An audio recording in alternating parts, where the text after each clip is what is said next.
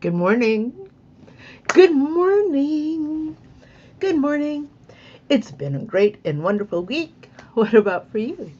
Um, oh, look, people. People. Letty is here. Good morning, Letty. And Diane. Good morning. Good morning. Oh, it's so good to be here today. Barb, good morning. Good morning, Barb. Good morning. Um, so listen, there's been a really popular topic these last few weeks, and it's all about 3D foam. I've watched them all. Very good information. Really, really lots of good information. But there's something that, oh, Janice, good morning. There's something that none of them covered, or maybe they did and I just didn't catch it. But that's what I want to cover with you today. And that has to do with columns, satin column widths specifically. For example, how do you get a good look with a narrow foam column? Well, you don't really, but we're going to go over that. So, just let's start with a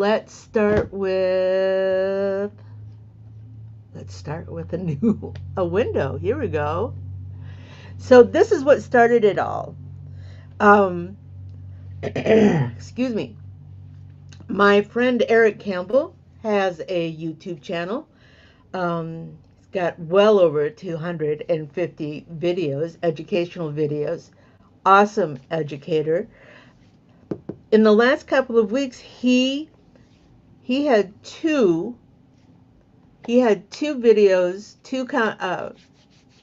YouTube videos regarding foam. The first one, episode 250, was about foam basics. Different foams, how to digitize for foam, caps, bridges, travel stitches, types of foam. It's really good, get you started in the thought process of doing foam. And then he followed that up with episode 251, exploring 3D foam and textures. Have any of you seen those fonts that have, it's not just your simple satin stitch going across the top. It looks like a chain stitch, or it looks like it's serpentined. That's what he covers in this particular episode. And then this last week, the Embroidery Nerds had a 3D puff question and answer session, which is really good too. The links for those 3 episodes can be found in the comments section of my YouTube. And I will put this last bit down here. The Embroidery Nerds also have a series of 3 webinars at embroiderynerduniversity.com.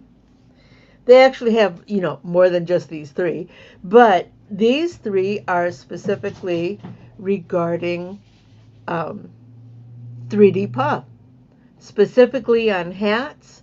I know that there's a trend right now that talks about putting foam on shirt fronts and jackets, and we'll talk about that in a bit.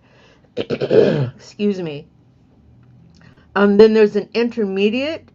It's a second one that talks about multi-layering and textures.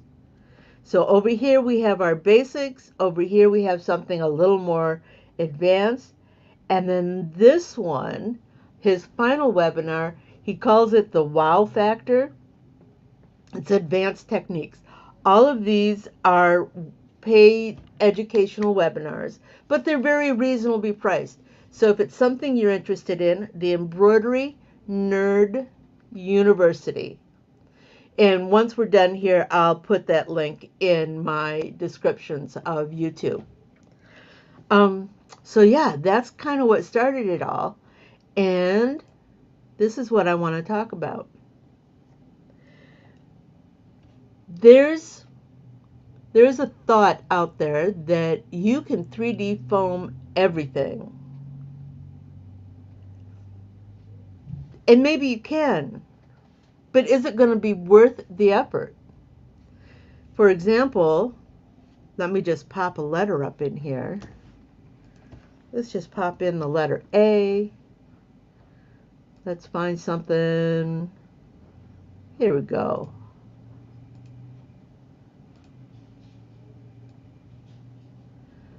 Okay, so let's just put this on the front of a hat,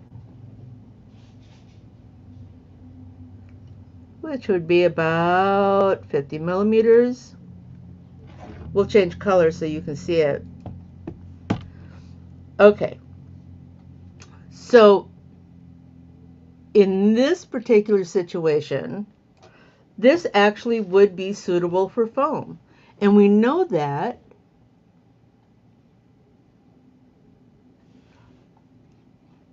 you are exactly right, Letty. Not sure everything application is practical. You are exactly right. And that's what today's webinar is about. If we measure across here,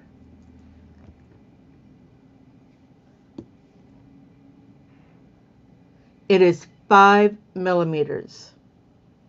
At the narrowest point, it is 2.83 millimeters. Okay, that one's going to be a bit of a problem. This is our 3 millimeter foam. It's really, there are people that go down to the 2 millimeter foam.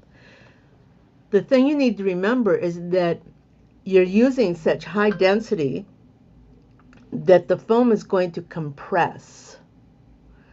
The threads are going to pull and compress, just like cinching up your shoelaces on your shoes. I am so sorry. The thread is going to pull and compress the foam. So by the time it's done compressing, there's really nothing that visually shows that it's been lifted up with foam. Now, these wider portions will look good, but these narrower portions, they won't. Okay, so keeping with our hat design size, let's go find another letter.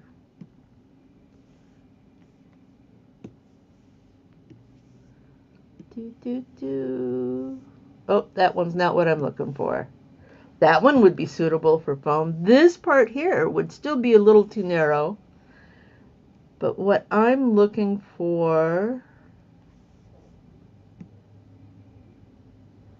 is something like this. That's the majority of this is going to be so narrow. Let's see if we can find another one. Edwardian script. Again, the majority of this is going to be so narrow. So what does it look like when you stitch it out? And what does it look like with different foam types? I have samples. I do. And for those that are interested, I'm going to make this file available. And again, there'll be a link in the comments section, or excuse me, in the description section, so that you can go to my Gmail drive and pick this file up. So, what does a 3 millimeter look like? Let me bring myself up here. There we go. You're very welcome, Barb. Now if we can just make this work. Can you see this? Yeah, that's 3 millimeters. Now if we take that 3 millimeter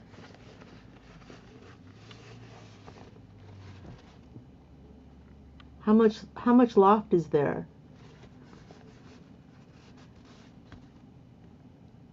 Is there really enough loft to justify all the work that goes into creating a 3D foam element?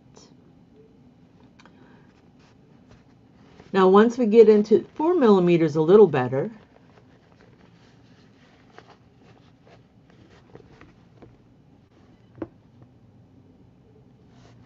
Personally, I prefer to start at the 5 millimeter range. I think a 5 millimeter gives you a good loft. I should clarify something first. This particular sample, the foam used on this particular sample is the Solvay. It's very, very readily available in most of your craft stores. The Solvay puff foam. All right. The thing with the Solvay, and let me also mention that all of my samples are using a 3 millimeter foam. Got to do apples to apples, right? So the Solvay is very soft, which means it's going to compress more. Again, with the shoelaces, you pull the laces up and it's gonna compress those laces, which is gonna compress anything that's underneath it. So the Solvay is really a lightweight foam. And if you're going to do foam on a garment, I would go with a softer foam, like the Solvay products. But again, I like to do a 5 millimeter to start. Now, when I made my samples, let me go back to this. The whole idea between this sample was for people to use it, to see what their machine is capable of. Let me move my keyboard here. Again, I prefer, let's see if I can get some drawing tools. I prefer the 5 millimeter.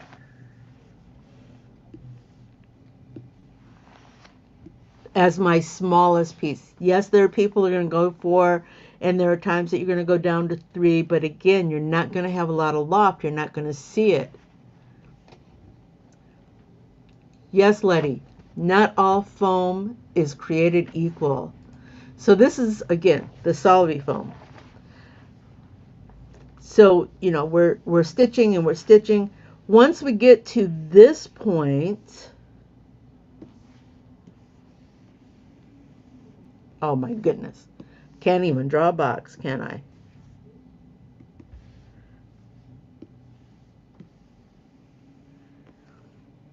Oops, sorry. We want to keep the 12. Most machines will not stitch greater than a 12 millimeter stitch.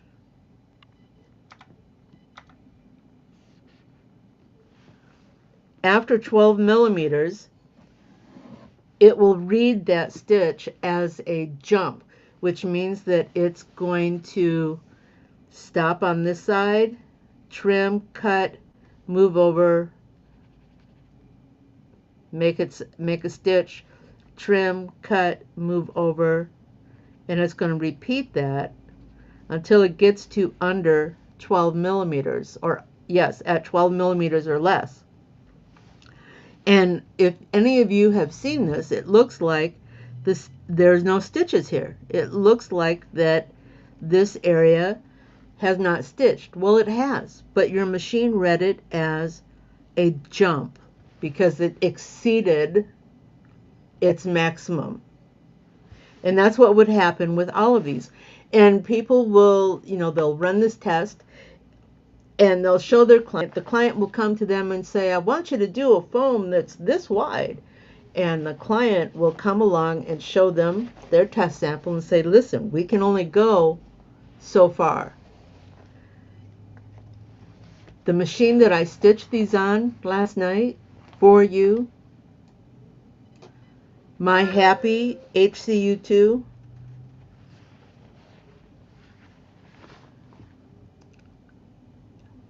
It actually stitched a 16. There's something called, and Eric could explain this better. He calls it the chakunk, the chakunk, where it makes the first stitch, and then as it's jumping over to make the second stitch, it rotates, the hook rotates twice to allow extra thread for the bobbin. And you can see that here. Do you see how wide that bobbin is? That's because the hook rotated twice to give us more thread on the bobbin side to allow us to make that 16 millimeter stitch. Do not, excuse me, oh, robocalls. Do not expect your machine to do this. If it does, great, wonderful. But if it doesn't, that's okay, because that's what this sampler is meant to do, show you just how far your machine can go. So let's go back to it. Salvie, 3 millimeter salvie, very soft, very loose. You can use a 4 or a 6 millimeter salvie on your garments. That would work well. But I would not use our next two because they're too heavy. They're too stiff.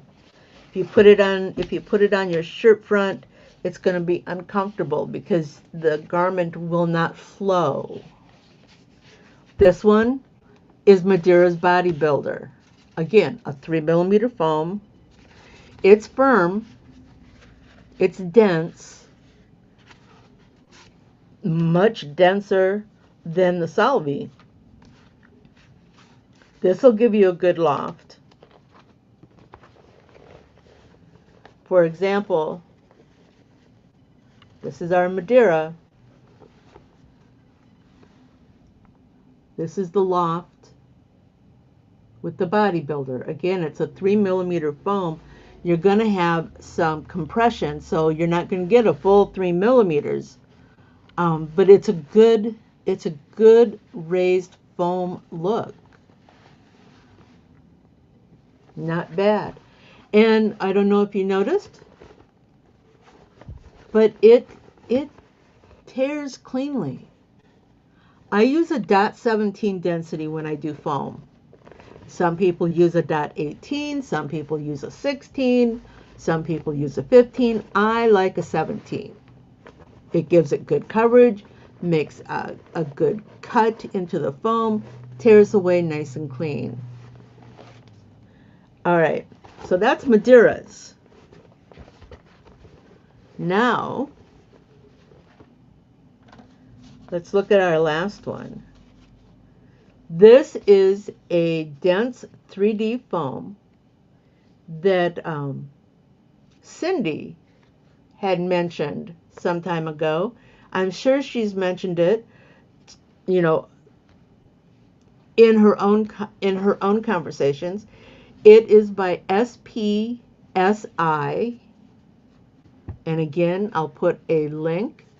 This foam is very firm. Again, I would not put it on a garment. It just does not flow. It's not going to be comfortable, but it's great for hat fronts or even bag fronts.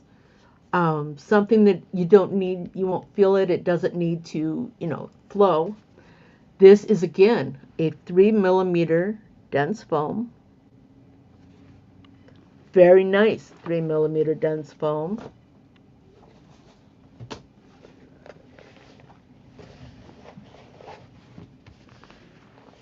And makes virtually a 3 millimeter high puff. Because of its density, it will not compress the same way that the Bodybuilder does, or the Salvi does. So again, yes, they covered different foams. But what I wanted to communicate to you today is that not everything is suitable to do 3D foam. Even our 3mm, yes, with the really dense foam, the 3mm is doable. Looks nice. But even so, I still prefer to start at a 5mm. Again, this is a sampler that's going to be made available. Run it using whatever foams you prefer. Just simple cotton muslin fabric.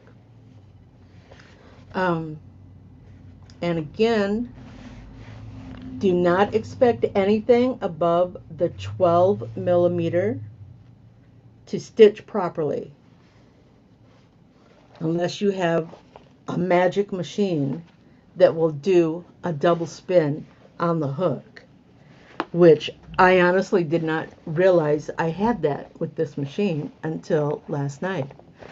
Do you guys have any questions about 3D foam? About stitch widths? Yes, exactly, Barb.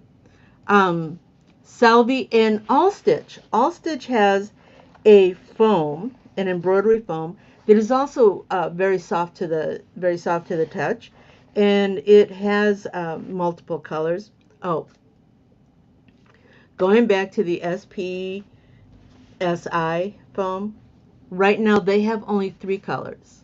They have black, white, and gray. In my world, that is enough. I do not need yellow for yellows. And the reason being is it tears away so cleanly. There is very little cleanup needed. If I could pass this around and show it to you, and I don't clean up my foams when I'm doing a demonstration because I want you to see what it comes out with. There's very, very little fiber tissue that shows here. A little heat gun and it will be gone.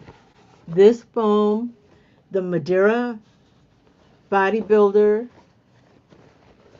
and even the Salvi, they all tear away very cleanly with my .17 density. That I don't feel it's necessary to use an exact match color. Oh, good question, Barb. So for me, white for light colors, black for dark colors, and gray for neutrals.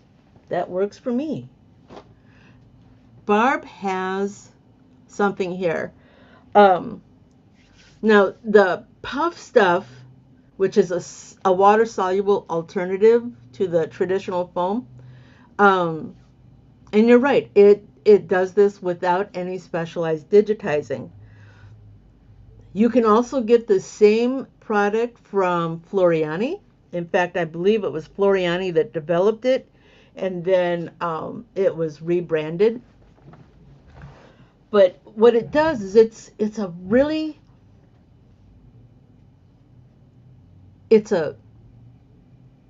I'm just going to use the word starch. It's a starch-like binder that will think of quilt batting. Okay, quilt batting. It's got some loft to it. It comes in a sheet. You lay it down, you stitch over it, you tear away the excess, and then you rinse. And remember, there's some loft, so the stitches are up, and with the rinse, it binds to the fibers of the thread that keeps them in that lofted position. All right? I don't know if it was last year, year before. I can go back and look for it. I had and demonstrated some of the lofted. It's not an underlay. It's a layover product. And yes, Barb, I found the same thing. I personally tried it and wasn't super impressed. Other people love it. The other thing that I found is that after a couple of washings, it was just thread. It was very loose thread. Oh, that reminds me about loose thread. It was very loose thread, and I wasn't really happy with its staying power. For me, if I need some loft, if I want it to show loft, I'm going to use a soft foam like the Salvi. Hey there. Yeah, I would stick with the Salvi. You get you get the staying power of foam. So let's bounce back to our samples here. There is another reason you don't want to go so wide. Yes, if your machine can handle it, it can handle it. But if you're going to put it on a garment or a tote bag, anything that can be rubbed up against, can be pulled on, the thing you want to be careful is catching it on anything. Oops, where am I? I'm mirrored. You do not want to catch it on anything, because then you lose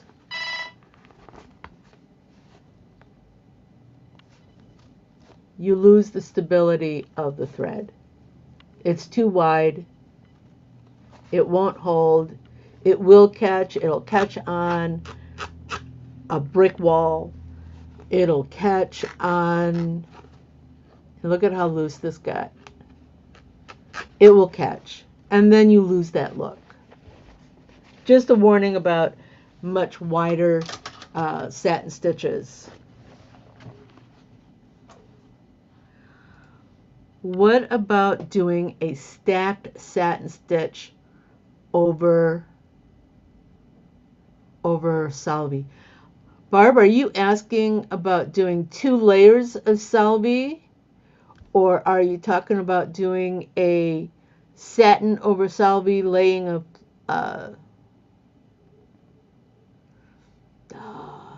so are you talking about laying down Salvi, stitching, another layer of Salvi, stitching?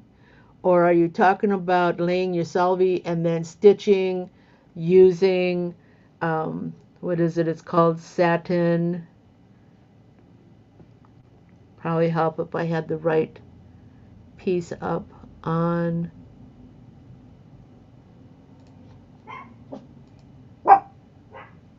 It's a raised satin. Raised satin. Is that what you're talking about? And you're right, Barb. Wide satin stitches. And even with the foam, eventually those satin stitches will sag if there's a lot of manipulation of the garment. And has anyone tried the doodling software? I know I haven't. I decided that my software purchases, the raised satin. Let me tell you about the raised satin. I decided that I was done purchasing multiple softwares to try, because I'm pretty set in my ways now. You know, I'm getting older, don't like change as much. Sorry about the dogs, they're barking at somebody outside. But, you know, I'm sure that there is a group or a YouTube channel that can help give you some understanding regarding that software, so you can decide if it's something you want to try. Okay, so Barb was asking about the raised satin. Using a raised satin, The idea behind a raised satin is that using multiple layers of satin, one over the other, that it gives you loft. A raised satin starts with a narrow satin, and then the next layer is a little bit wider, and then ultimately its widest portion, which again gives you the loft. It doesn't build up the density because you're not making stitch penetrations in the same place with every stitch. Remember, they get just a little bit wider. So you're not making stitch penetrations. Now, here's the thing that you need to remember about raised satin. You are making an individual stitch. 3 layers of individual stitch, which means on the back side, you also have 3 layers of bobbin thread, which does create some fullness on the back side, which can be uncomfortable if you're using it on a garment.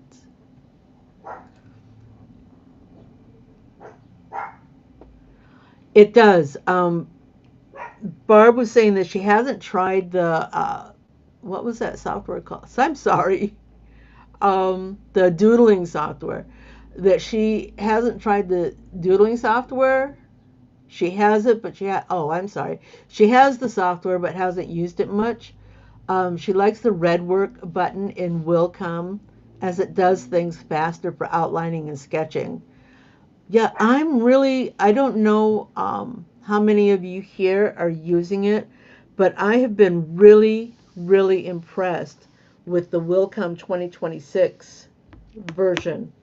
The 2025 version was good.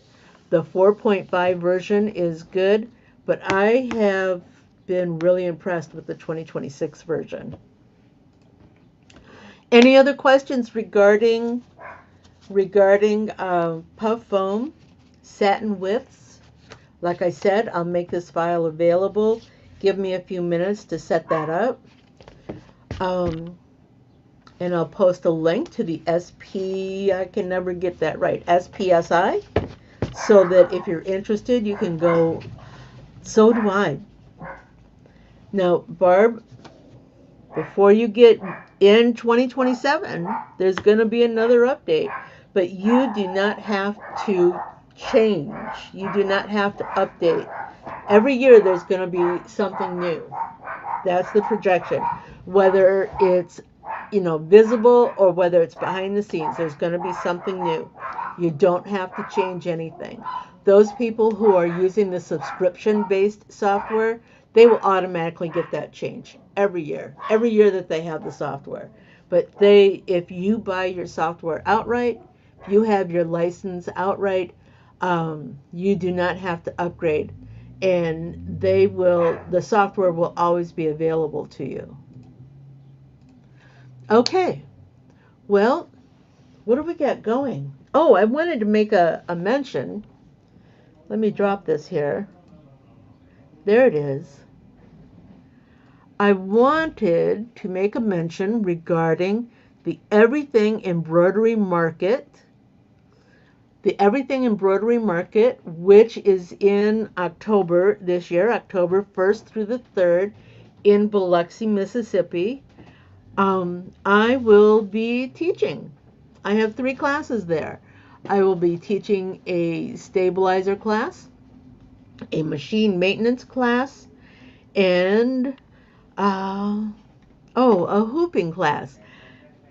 I hope to see some of you there. That would be great. If you are going to be there, let me know. I'd love to meet up, have dinner, have lunch, whatever. But yeah, that's what we're doing. So, I want to say thank you for being here today. Actually, the Everything Embroidery Market, they have talked about doing other locations. They only have the one event a year, and the last 2 events have been in Biloxi. I know, for those of us that want to go, it can be a bit of a travel. I'm going to Biloxi by way of Chicago. Actually, Chicago to Houston to Biloxi. Yeah, with a 1.5 hour layover. Um, but yes, if you're looking for something that has multiple events, does not necessarily have the same list of classes, you can look at the DAX events. Let me see if I can find something for you there.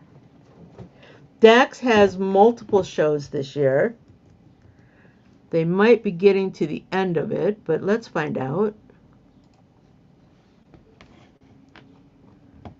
Let's see, DAX. And so it would be daxshow.com. And depending on where you are,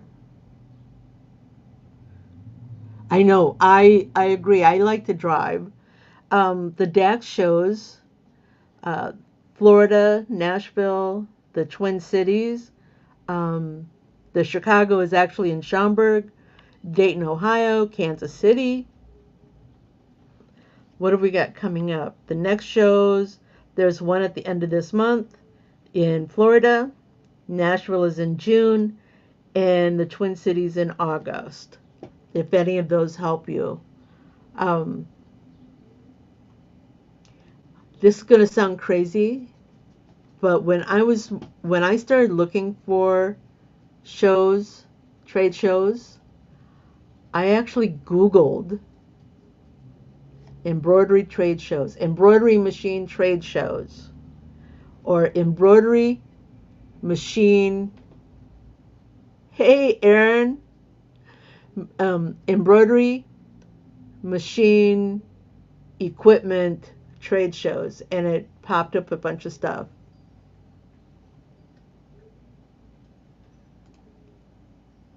Maybe next year. Good luck with the surgery. Aaron, got your box.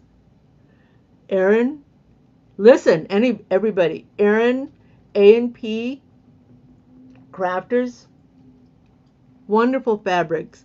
Speaking of which, Aaron sent me an invoice. He sent me a box of fabric. I should have test fabric for the next 2 years. It was amazing. It was amazing. Thank you, Aaron and Patty. Thank you very, very much. Okay, well, I don't know what we're going to talk about next week. If you have any idea, any thoughts, be sure to just send me a message. I'll research it, I'll put something together, and off we'll go. All right. All right, so let me get here and say goodbye. Thank you, Aaron. Say goodbye. Fun? Do you have more questions? Do you want to learn something new? Join me at quicktostitch.com for coffee and conversation, and we'll talk about it. Embroidery machines, designs, and business. Hope to see you soon. Bye now.